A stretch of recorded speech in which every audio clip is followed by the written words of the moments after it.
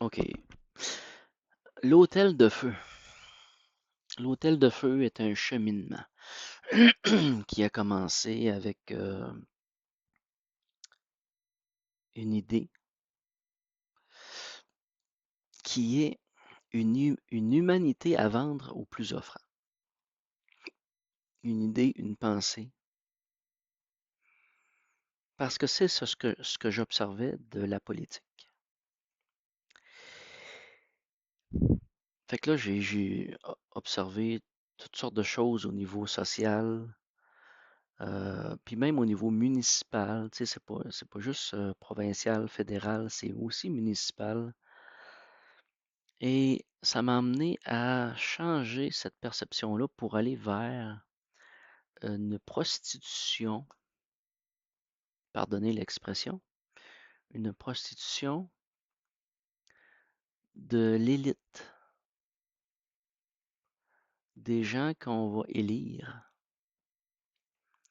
des gens qui vont être dans des postes clés dans la société ou dans des organismes municipaux, paroissiales. C'est proche de nous, là, tu sais, il n'y a pas de grande ou petite échelle. Tout l'aspect lui-même est fait partie de toutes les dimensions de cette pyramide d'une espèce de, pas de contrôle, mais ouais, un peu de contrôle social, si on peut dire, cette structure-là, là. Donc, c'est des mots qui sont sales, c'est des idées qui sont sales, puis quand on commence à rentrer là, euh, ce que je me suis rendu compte, c'est comme si ce que j'aurais présenté ou ce que je présenterais serait comme du vomi, une diarrhée. Je vais faire une légère petite parenthèse, un petit détour pour saluer mon vieil ami Richard, qui des fois m'écrit des messages étranges en langage des oiseaux qu'on comprend pas toujours facilement.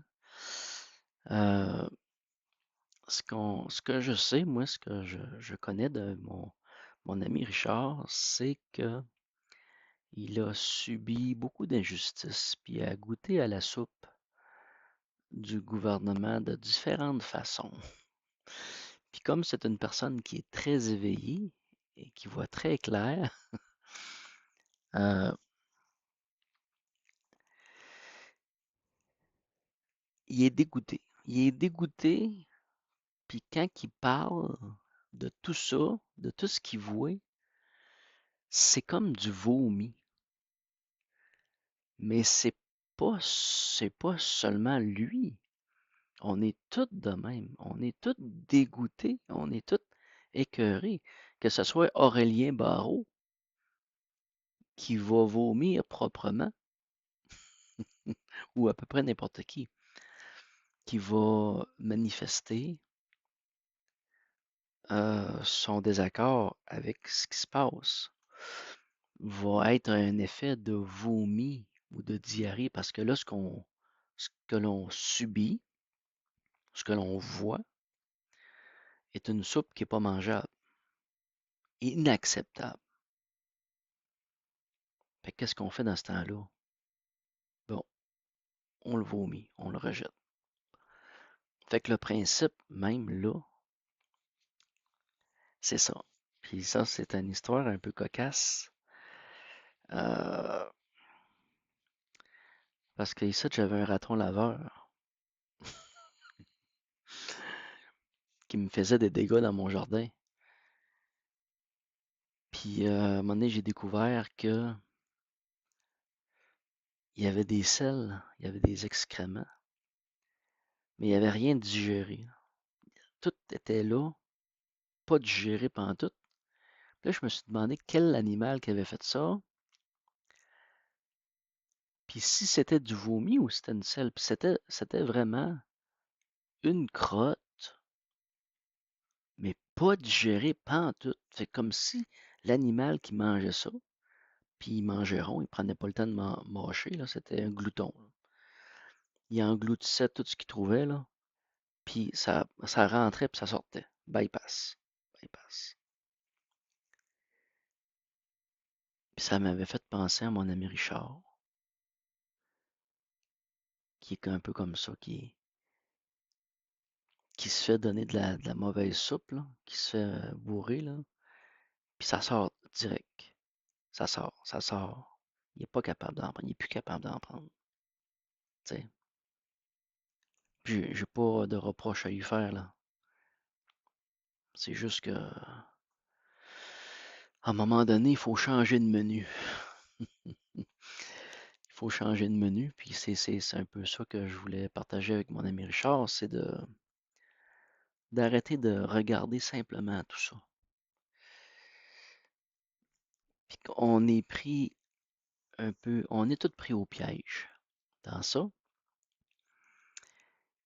mais la question est, que peut-on faire? Puis c'est là qu'il faut travailler, puis c'est là qu'il faut mettre notre énergie. Arrêter de vomir et euh, redéfinir son environnement, ses amitiés, ses relations, de quelle façon qu'on s'organise pour sortir de cette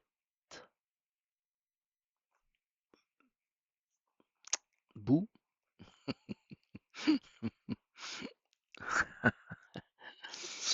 Donc, non, c'est ça, c'est, sans dire que c'est pathétique, là, mais c'est ce qui nous est donné comme. Fait que ça, cet aspect-là, quel est le lien avec l'hôtel de feu? Ben, c'est une base, dans le sens que ce qui est fait actuellement avec tous les troubles, on va juste pitcher des noms comme ça, là, Trump et l'Israël. Euh, c'est toutes des choses qui euh, fait baisser les fréquences, fait baisser les énergies parce que c'est tellement absurde, c'est tellement abrutissant que ça nous écrase. Si on se laisse, euh, si on rentre dans ça, si on se laisse pénétrer par ça, c'est du plomb. Ça va nous faire couler. Fait que ça sert à rien de s'arrêter à ça. Puis même que je dirais que plus c'est dense, plus on monte vite. Plus on sait ce qu'on veut par rapport à ce qu'on veut pas.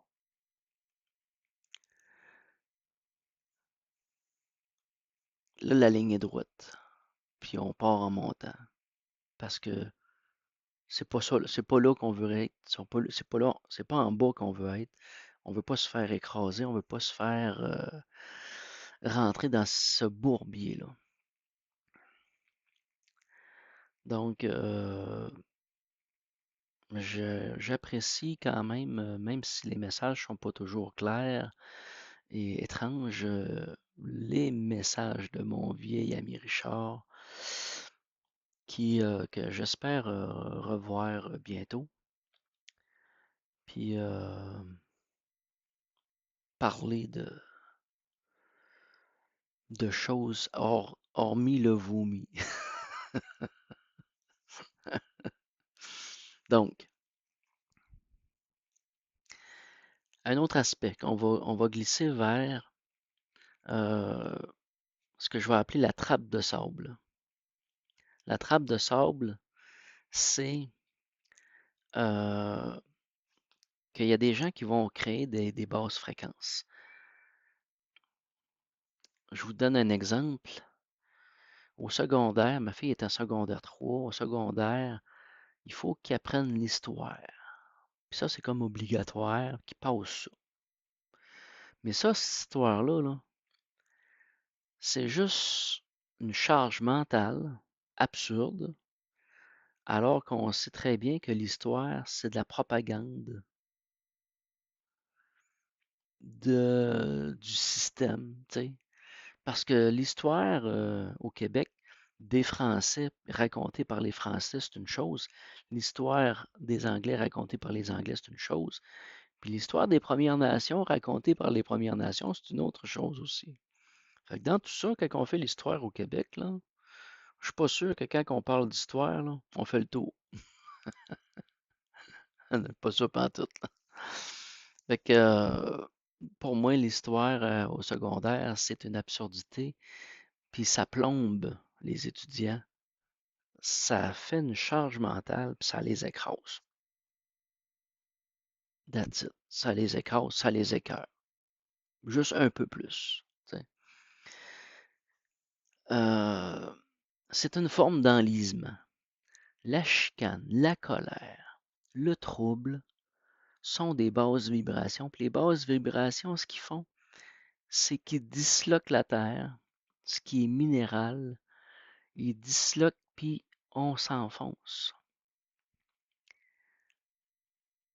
Ceux qui créent ça sont sur une toile, comme si ça serait des araignées un peu, ou des scorpions, puis qu'eux autres sont sur le sable et qu'ils ne s'enlisent pas parce que ils se sont dotés d'attributs artificiels pour flotter à cette surface-là mouvante. Donc, ces basses vibrations-là créent de l'enlisement, que ce soit au niveau familial, que ce soit au niveau social, de toutes sortes de dimensions. Cet enlisement-là est suffocant, nous bloque au niveau de notre respiration de l'âme. Ça écrase. Puis dans les moyens artificiels de flotter à cette surface, c'est des fils qui sont souvent constitués par l'argent, le pouvoir de l'argent à acheter vraiment une forme de sécurité. Puis c'est un peu comme si les personnes qui créent ça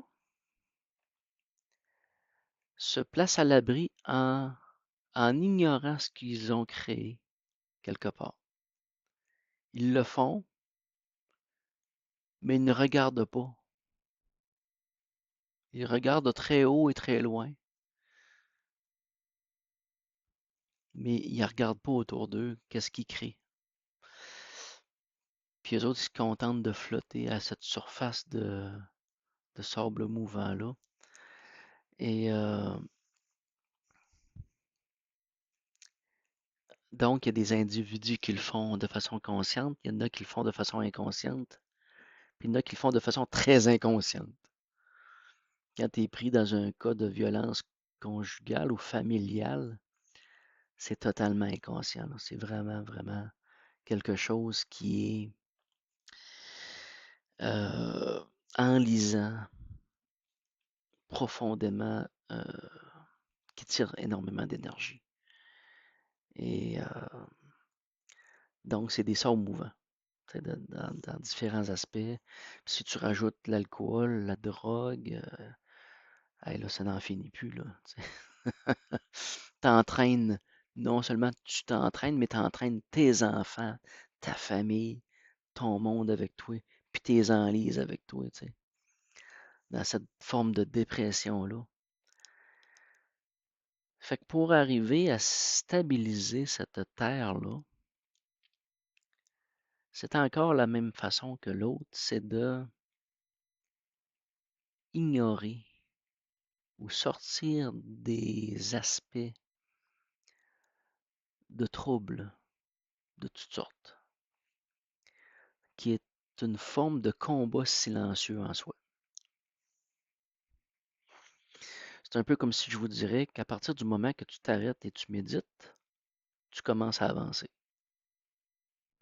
C'est là que tu avances. Tant aussi longtemps que tu te débats sans réfléchir, tu t'enfonces. À partir du moment que tu t'arrêtes, puis tu médites, tu sors facilement de tout ça. Fait que c'est vraiment un processus de désenlisement qui se fait au fil des jours, au fil des semaines, des mois, des années. Donc ça, c'est un autre aspect d'où ce qu'on s'en va vers l'hôtel de feu. Donc, on est dans l'aspect que on va partir à cette heure avec une entreprise. Une entreprise, c'est un nom, c'est une compagnie qui est enregistrée de façon légale, mais c'est aussi un égrégore. Puis à partir du moment que cette entreprise-là, parce que cet égrégore-là peut continuer sans forcément les auteurs qui l'ont créé. Il y a des compagnies qui vont perdurer dans le temps, puis qui vont changer de directeur, ils vont changer, tout le personnel va changer, mais dans le temps, l'idée première ou les idées qui sont là perdurent dans le temps, puis sont vraiment un égrégore, sont vraiment une puissance. Et ça peut être changé, ça peut être modifié selon les personnes qui vont être en tête de ça. Mais ça reste que une entreprise est un égrégore et qu'à partir d'un certain moment donné, quand tu as un certain chiffre d'affaires qui est très important, tu vas aller en bourse. Puis tu n'as pas le choix. Rendu à un certain niveau de, de commerce, ou en tout cas, je ne sais pas trop, là, tu vas rentrer en bourse. Puis là, ça devient particulier parce que tu peux te planter là, tu peux être saigné à blanc, comme tu peux survivre. Fait que cela, c'est comme un moment charnière dans le cheminement d'une entité euh, de cet égrégore-là, qu'on pourrait comparer à ce moment-là à un golem.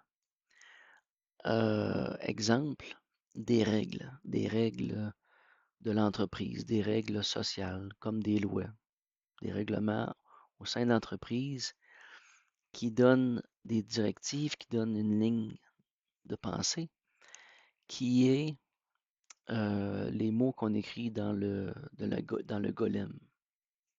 Donc, il y a toute une infrastructure, il y a des bâtisses, il y a des livres, il y a des bureaux. Tout ça fait partie du golem, tout ça fait partie de l'égrégore de la business de l'entreprise. Donc, il y a un côté énergétique, puis il y a un côté matière à cette... mais il y a aussi l'aspect humain.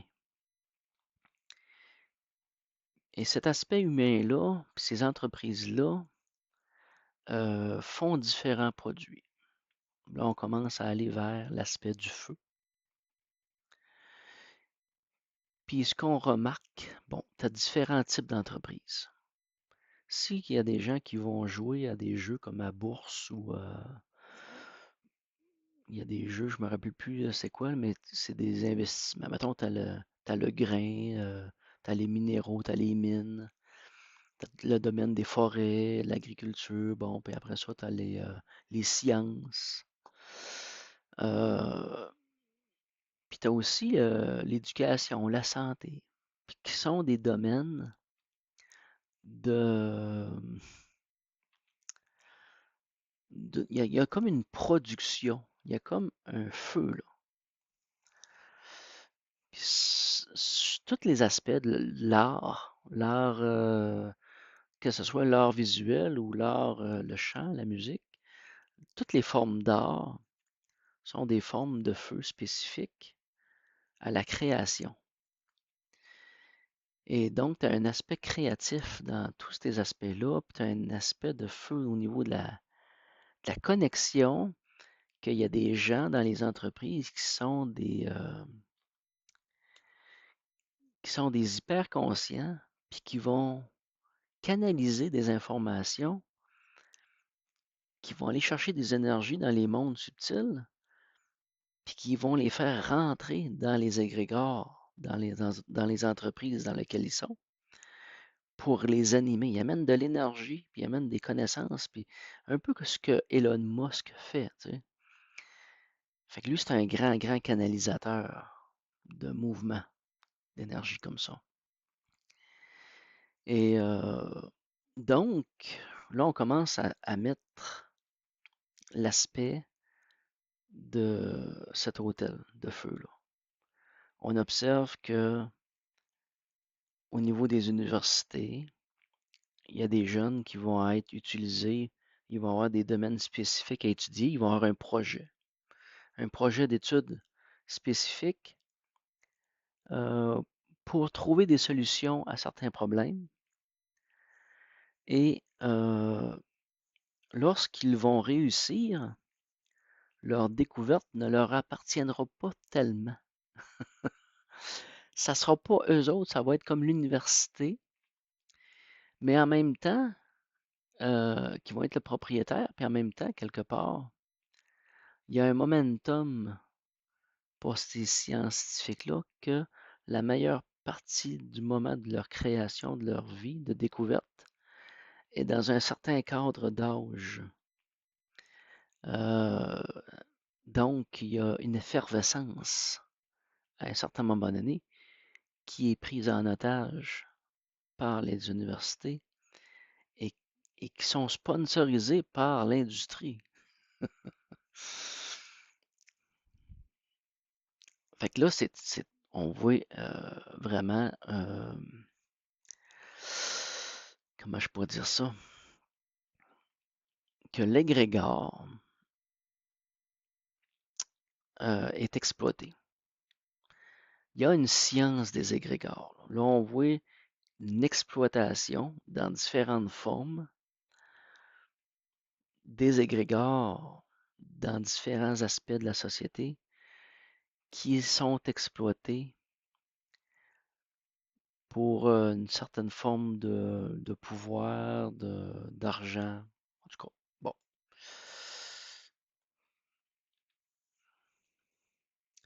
Donc, on voit un peu que les universités sont des putains, quelque part, parce que là, sont subventionnés. Puis le gouvernement, il est complice avec ça. Il est là-dedans parce que lui ici, il a son petit nanan, à travers tout ça, là. Fait que, au lieu qu'il y ait des choses qui soient. En tout cas, je ne m'avancerai pas parce que là, ça commencerait à vouloir sentir le vomi, là. Fait qu'on on va quitter ça pour revenir au développement de cet hôtel de feu-là. Et lorsque l'on observe des compagnies qui perdurent à la bourse, nous observons qu'il y a des traites. Donc, il y a des gens qui vont se prendre, qui a du profit, puis qui vont se prendre du dividende, puis qui vont vendre des actions, puis qui vont avoir fait du cash. Ils vont avoir fait un profit sur la structure de l'égrégore qui est constituée de matière, d'énergie, puis d'être humain. Fait que là, on observe que quelque part, l'être humain fait partie de la graisse entre les guilles, puis qui est quelque part aussi le bois qui est dans le feu, puis qui fait faire la stime, tu sais. Euh, donc, il y a des gens qui font une traite. Tu sais, l'expression faire une traite bancaire. Ah, c'est beau, hein? Ouais. Fait que là, les traites bancaires ou le profit en tant que tel, là, vient là le problème, parce que c'est principalement le problème, parce que si on arrêterait le profit, puis qu'on ferait une redistribution de part égale de ce profit-là aux individus qui sont à la base de ça, ce profit-là, il y aurait une redistribution. Puis là, je parle aussi de la terre, parce que la terre, elle est violée puis abusée. C'est un vol, elle est volée quelque part et on ne lui redonne pas son dû. On prend, mais on ne redonne rien. Alors, ça commence à sentir le vomi encore, là. Fait que là, euh, on observe pratiquement ça comme un animal qu'on va appeler une vache. Donc, la vache est là, puis le sang ou l'argent, la liquidité, hein, c'est, on fait une injection. Fait que les gens vont injecter du sang dans cette vache-là pour la stimuler, la pimper pour qu'elle se développe, puis qu'elle produise du jus, du bon lait, qu'elle fasse du bon fromage, qu'il y ait un petit gras à surface, tu sais, qui soit plein de belles protéines. Donc, on observe une vache. Puis là, c'est pas long qu'on observe aussi de quelle façon que si la vache arrête de donner du lait, on la sacrifie. C'est pas long, là. À partir du moment qu'une entreprise commence à piquer du nez, là, à un moment donné, là, il assaigne. Les actionnaires vont sortir de là, ils vont sortir leur liquidité, ils vont prendre leur sang. Ils vont prendre le sang, ils vont prendre leur argent avec le peu de richesse qu'il peut contenir, ou en tout cas ce qui peut en rester. Fait que l'égrégore est vampirisé, est siphonné. Fait qu'on observe une vampirisation de l'égrégore et de toute cette structure-là. Au niveau physique, au niveau de la vie couramment, ça va être traduit par des mises à pied, des fermetures, puis peut-être même une faillite, une banqueroute de l'entreprise elle-même, qui va être une mise à mort de l'égrégore. Et tout ce qui va avoir été de structure physique, structure énergétique, l'énergie va être, va savoir dissiper dans des pertes de toutes sortes. Puis il va avoir aussi peut-être été aspiré, réaspiré par les banques qui vont avoir repris autant qu'ils peuvent leur mise de fonds, leur liquidité dans tout ça. Fait qu'il y a une mise à mort. Il y a une mise à mort des égrégores sur cet hôtel-là. Mais pas seulement. Donc, on parle d'une certaine dynamique de mise en esclavage, une structure euh, autour du feu de création, autour du feu dans tous ces aspects de la dimension dans la vie. Donc, il y a des gens qui sont spécialisés à ça, l'exploitation. Mais je vais vous emmener un petit peu plus loin dans l'aspect d'un hôtel singulier avec un aspect fétiche, c'est le veau d'or. Là, on touche à quelque chose qui est étrange parce que la symbolique du veau, c'est les générations. Là, on ne parle plus d'une vache qui est traite. On parle d'une génération qui est prise en esclavage. C'est d'une espèce prise en esclavage pour être asservie en détenant l'enfance, en détenant les enfants. Là, ça nous ramène encore, là, ça commence encore à sentir le vomi un peu, cette histoire-là. Là. Euh, ça nous ramène à l'éducation, la maternelle 3 ans, la maternelle 4 ans. Mais surtout, l'âge de raison, le fameux 18 ans, à partir du moment que tu es majeur. Mais en vérité, c'est que tu sors de ton esclavage, de ton enfance de l'esclavage.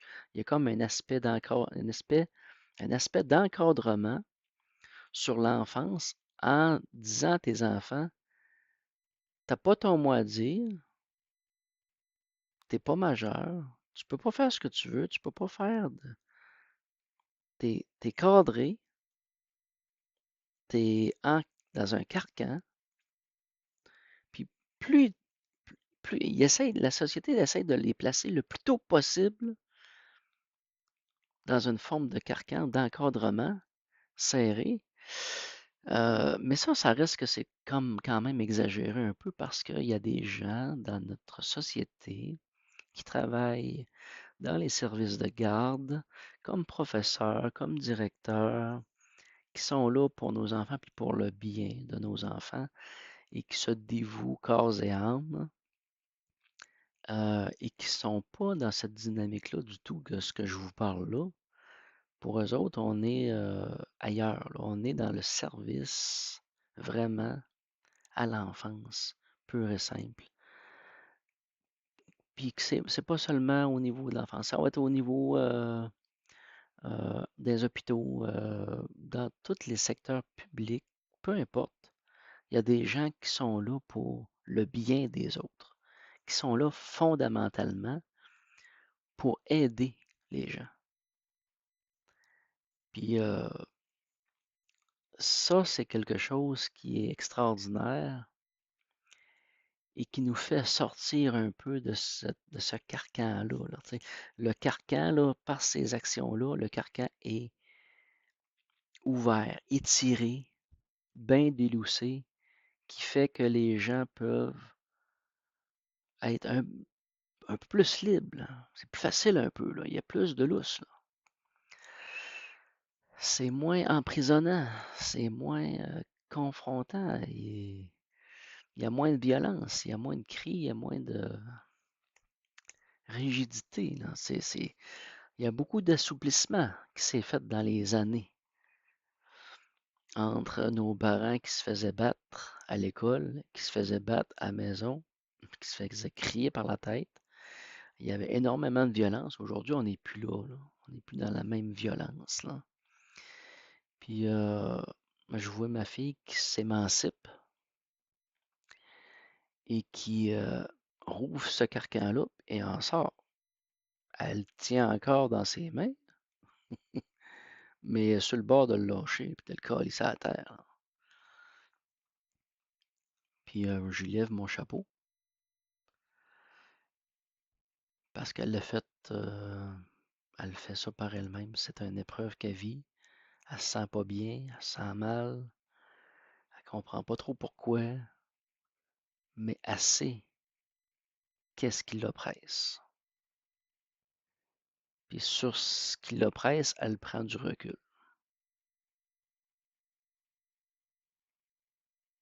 Puis elle l'éloigne, elle le repousse, elle le repousse. Elle comprend pas trop qu'est-ce qui se passe, mais elle le repousse. Elle n'est pas capable de le voir encore complètement, mais elle tient à distance. Mais elle est quand même capable de recommencer à se détacher, avoir du détachement. Puis, mais on le voit, on le voit de part et d'autre dans des gens dans la société, qu'il y a des gens qui sont capables d'avoir du détachement, puis de sortir de ça. Bon. Donc, l'enfance, l'âge de raison, c'est une absurdité sur plusieurs niveaux parce que personnellement,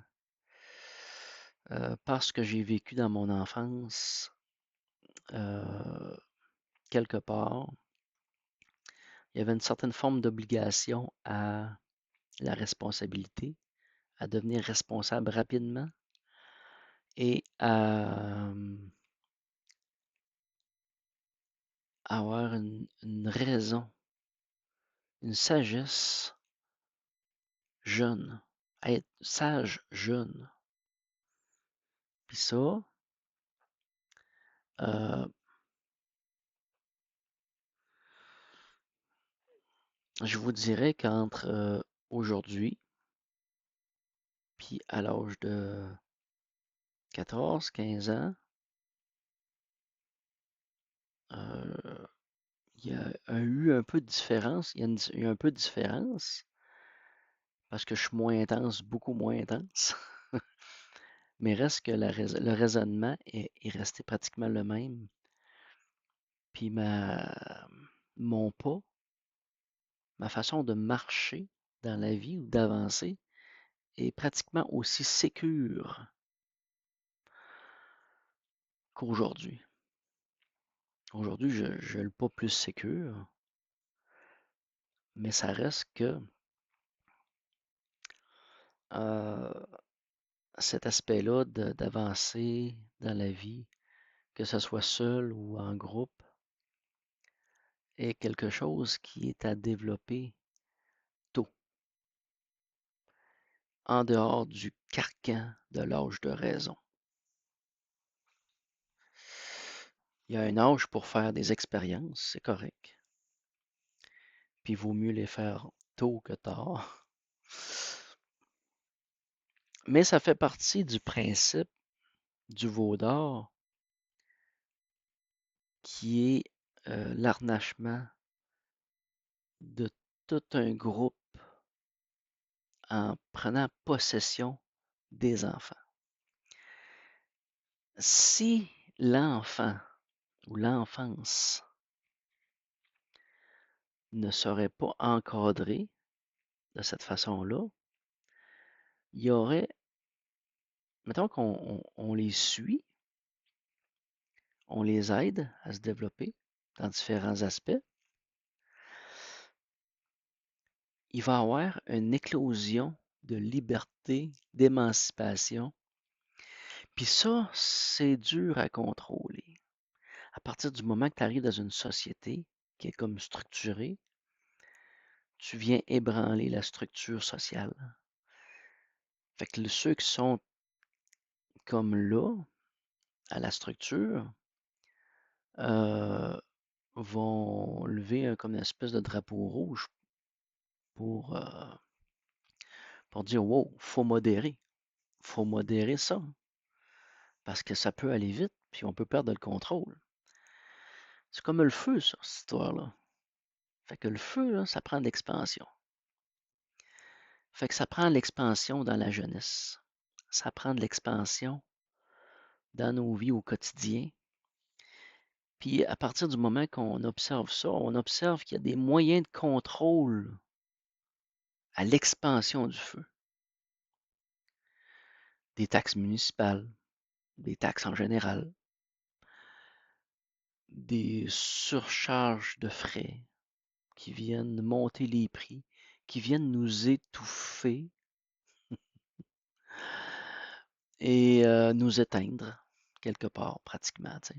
Fait que les gens investissent plus dans leur maison trop parce que ça va te coûter cher de taxes finalement. Tu peux pas trop mettre de rénovation, tu vas le payer en taxes. Tu mets de la valeur sur ta maison. Là, tu vas payer plus cher d'assurance, tu vas payer plus cher de ci, plus cher de ça. Fait que là, plus t'en as, plus t'en payes. Fait que là, tu te ramasses que finalement, t'oses plus trop bouger, t'es tout pogné. T'oses plus trop en gagner non plus parce que tu vas le donner. Fait qu'à un moment donné, il y a comme un cercle vicieux qui fait que soit que tu es petit, puis si tu veux commencer à grossir un peu, à grandir, tu te fais varloper, comme si on passerait à tondeuse, hein. Fait que là, tu vas rester comme un brin d'herbe recroquevillé au niveau du gazon, puis tu vas arrêter de pousser, hein. Ça sert à rien de se lever à la tête, si moi me la faire chopper en passant tantôt, là. Fait que c'est une autre forme de démocratie capitaliste, tu sais. Euh, donc, ça commence à sentir le vomi encore, là, cette histoire-là. Alors, donc, il y a des moyens de contrôle à l'expansion du feu. Mais là, c'est plus un hôtel qu'on voit, là. Là, on commence à voir apparaître quelque chose qui ressemble plus à une fournaise ou un poêle qu'un hôtel.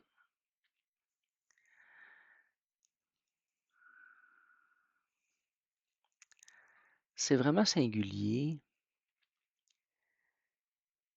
parce que là, on se trouve à observer des égrégores, des compagnies, des industries qui sont des feux qui sont placés dans des fournaises, contrôlés puis modérés, absorbés. Fait que on observe que la fournaise est une entité elle-même, est un égrégore. Cette fournaise-là est un égrégore et qui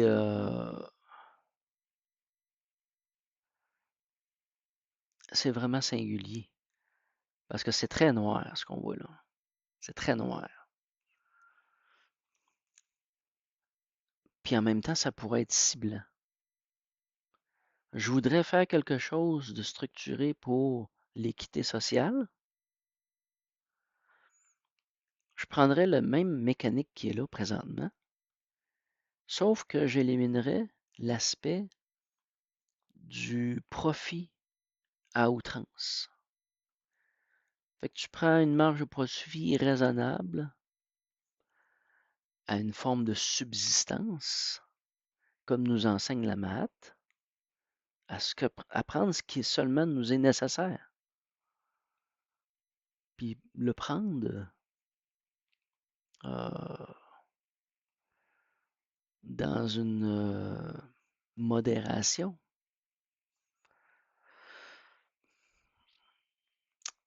Ça changerait toute la dynamique parce qu'il y aurait une équité sociale. Il y aurait plus la vampirisation se fait dans ces aspects de profit-là. Quand tu payes un banquier pour sa performance fiscale, qui ont qui ont des bonus, c'est malsain. C'est vraiment malsain. Puis ça, ces aspects-là, ça se fait au niveau du gouvernement, de l'industrie, puis assez bas, vraiment assez bas. Il y a vraiment je pourrais dire des foreman des contremaîtres d'usines ou d'entreprises qui vont être à bonus selon ce qui va sortir comme production. Tu sais, ça, c'est pas forcément dit, ça. C'est pas forcément dit, ces histoires-là. Ça fait que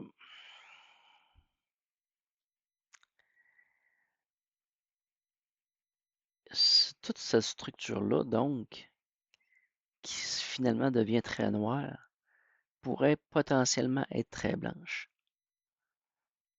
Là, on voit une espèce de Donald Trump qui se bat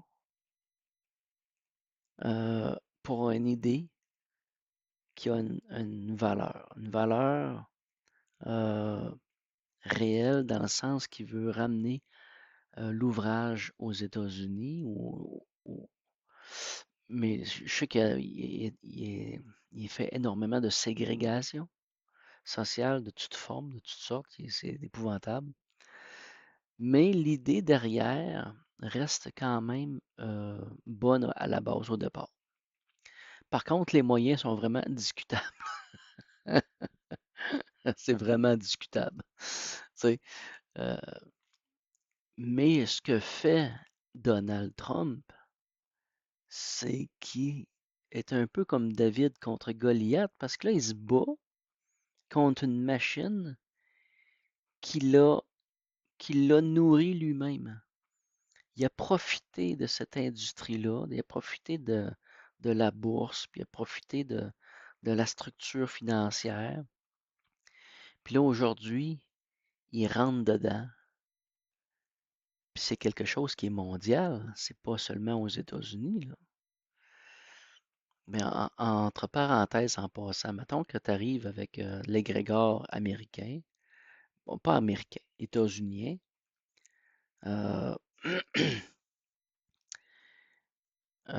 c'est un peu comme une bête à plusieurs têtes. Fait que là, on a vu la tête de l'ancien président tomber, mais tu as vu la tête de Donald Trump arriver, mais ça reste qu'elle est sur un corps, elle est toujours sur le même corps. Fait que cette bête-là change de tête. C'est un peu épouvantable, là, mais cette bête-là a toujours une tête en rechange qui s'en vient. Fait que c'est un égrégore qui change de tête, mais ça reste toujours la même bête, qui a toujours le même système digestif, puis surtout toujours le même système, si on peut dire, bon, des dents, plus ou moins de dents. Puis là, lui, le gars, là, avec le temps, ce qu'on voit, c'est qu'ils ont comme placé euh, une mâchoire qui, quelque part, quand une mâchoire se rouvre, elle est vulnérable parce qu'elle laisse un trou béant. Fait que tu peux l'attaquer directement par sa gueule qui rouvre. Tu sais, il veut donner, il donne, mais finalement, il va prendre, tu sais. Puis là, ce qu'il fait, là, c'est qu'il essaye de fermer la gueule de la mâchoire américaine, états-unienne, pour aller chercher le maximum qu'il est capable. Fait que là, il y a des dents qui cassent, il y a des aspects qui pètent, qui cassent, puis là, on voit que la structure de sa gueule, son piège, on peut dire, du corps américain, est en train de se disloquer sérieusement. Fait que la mécanique qui semblait être très solide pour pouvoir morceler ou manger tout ce qui est autour de lui, finalement, va se disloquer. C'est une petite parenthèse comme ça en passant. Donc, c'est un peu le combat de David contre Goliath, de s'attaquer à une structure pareille. Parce que lorsqu'on observe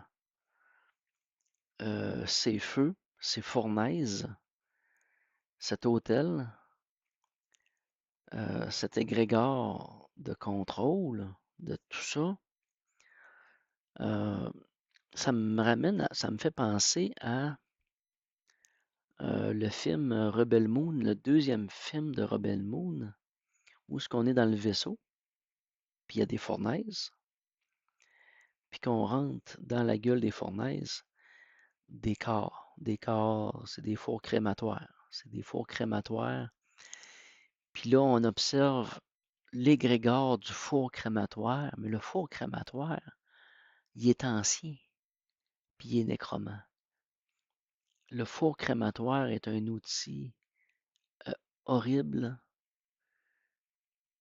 et ce qu'on a pouvait observer comme hôtel de feu est finalement un spectre fantomatique des fours crématoires anciens, des périodes anciennes, abrahamiques et ainsi de suite, là, dans le temps. C'est vraiment horrible. Ça, c'est vraiment horrible. C'est un peu ce que je disais dans la dernière fois que je vous parlais que quand on commence à regarder des affaires de même, là, tu traverses un désert dans le sens que tu prends tellement de détachement, là. tu regardes autour de toi, là, tu te prends tellement de détachement que tu es déconnecté, là.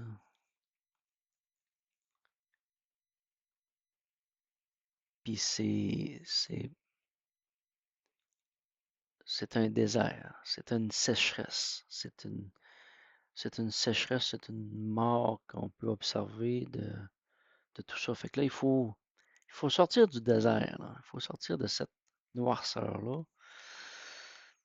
Euh, Parce que là, je vous ai emporté là où ce que je voulais aller avec ces fameux fours crématoires-là, qui est un outil horrible. Puis c'est ça, là, le mot outil est très important parce que l'égrégore est un outil et ces fours-là, ces hôtels de feu-là, c'est des outils dans lesquels il ne faut plus verser son sang, c'est-à-dire investir, placer de l'argent en bourse.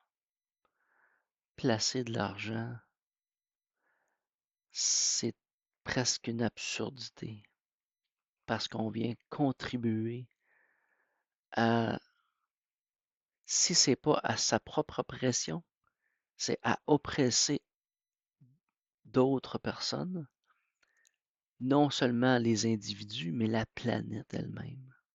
On vient créer de l'oppression de façon globale. C'est pas seulement l'homme, c'est les animaux, c'est le bois, c'est les forêts, c'est la mer, c'est les poissons, c'est tout ce qui est vivant. Tout le feu de la vie en totalité, même celle de la terre, est consumé dans ça, est siphonné. C'est,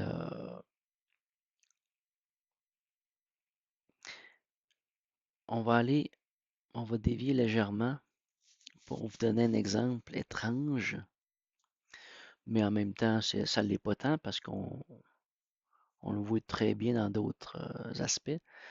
Je me suis acheté une voiture électrique l'an passé, il y a 2 ans à peu près, quasiment. Là.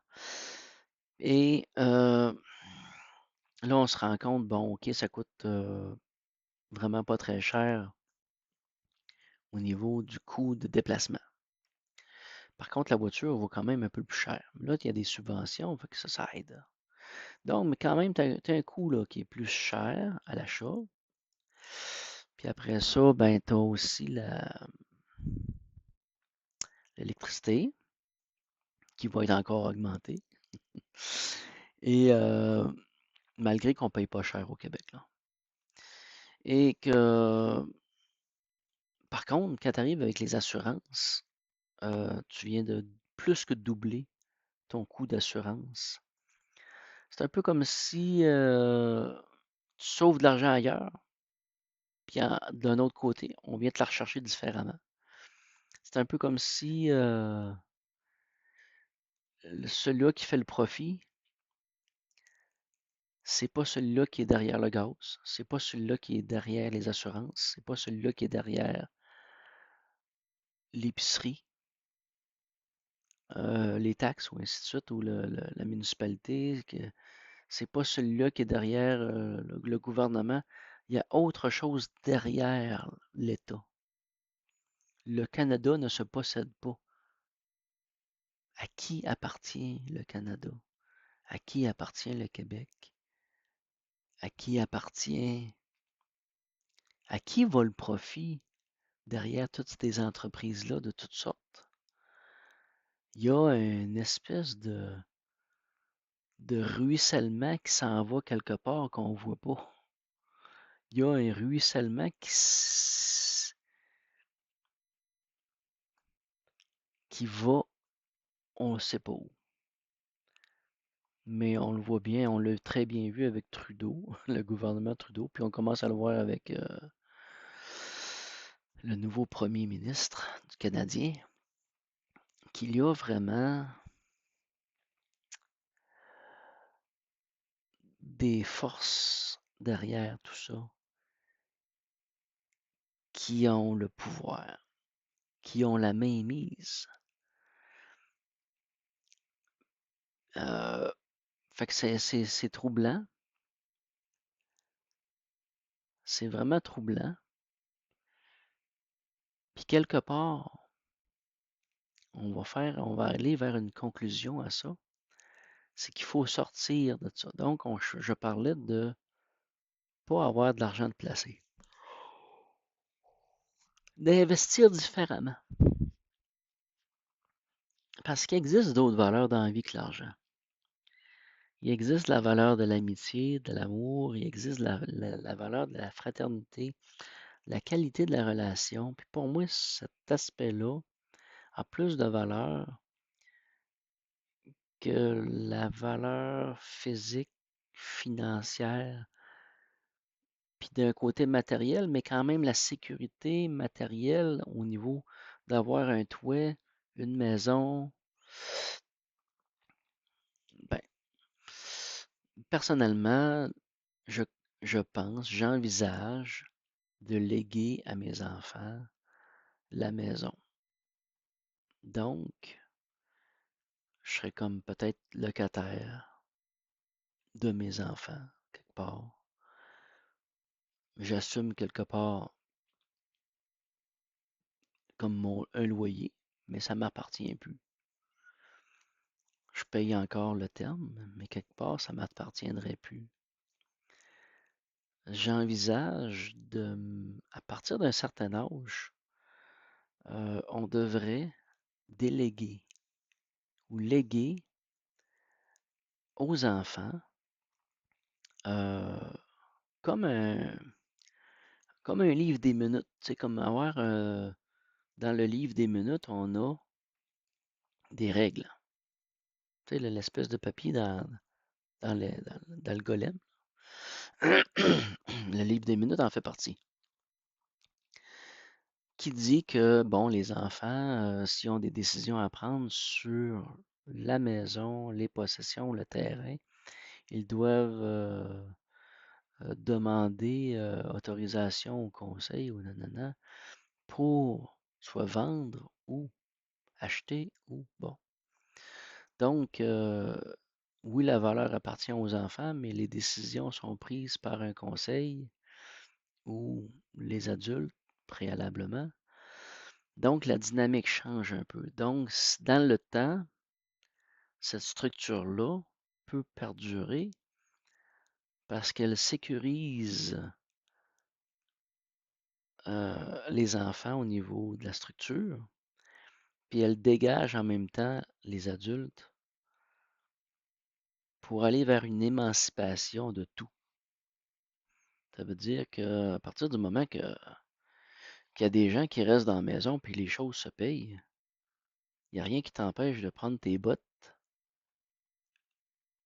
tes culottes, puis ta chemise, puis de partir, puis d'aller te promener. Puis de ne pas avoir à t'inquiéter que les choses se règlent puis se fassent. On devrait être à un certain âge capable de se libérer d'une forme de fardeau, puis d'aller vers une émancipation. Parce que de toute façon, à partir du moment que tu atteins un certain âge, comme moi, j'ai passé la cinquantaine, là, il faut que je renouvelle mes assurances hypothécaires, puis ainsi de suite. Mais là, si t'es pas en forme, là, si t'es pas en santé, puis tu fais pas attention à toi, là, tu te fais saler en tabarnak. Là, tu t'engages pour un contrat de 10 ans, puis ainsi de suite. Puis là, tu t'en sors pas, là. Rendu à un certain âge, à un moment donné, là, il te siphonne, là, il te vide, là. T'es la vache sur l'autel, là. Puis ils te finissent de te mettre à mort. Quand c'est pas ça, c'est le système de santé, et ainsi de suite. Bon, là, ça commence encore à sentir le vomi, là. Bon. Mais reste que, euh,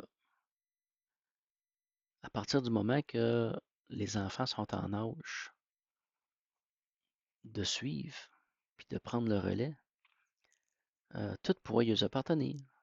Ça fait qu'il y a des différentes solutions à une forme d'émancipation, puis à créer un capital commun qui, au final, n'appartient pas à personne en particulier, mais qui, en même temps, qui est là pour sponsoriser, construire, développer, ainsi de suite, pour subvenir à certains besoins qui font que on peut créer un environnement en dehors du système actuel, de sortir de la fournaise, de sortir de cet hôtel-là. Puis c'est un peu ce que je laisse comme message à mon vieil ami Richard, puis même mon ami Carole qui m'aide beaucoup et qui m'éclaire beaucoup dans de multiples aspects. Puis d'ailleurs, je vais faire une vidéo la prochaine. C'est un travail qu'on va avoir fait ensemble.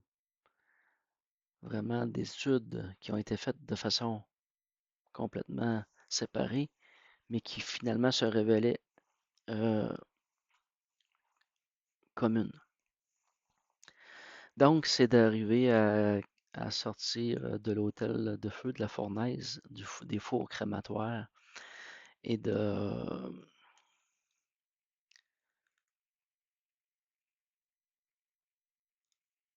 comment je peux dire ça?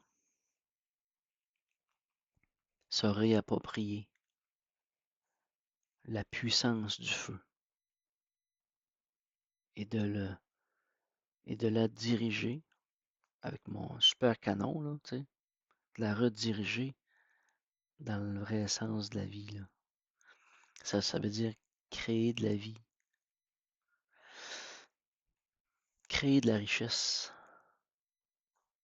pas être des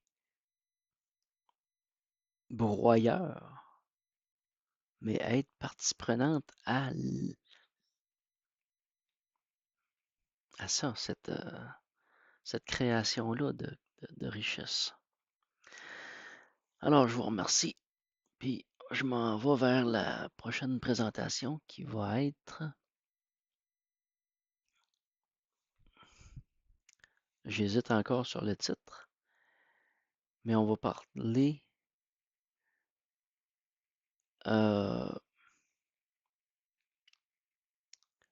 des anciens astronautes. Ça va être ça.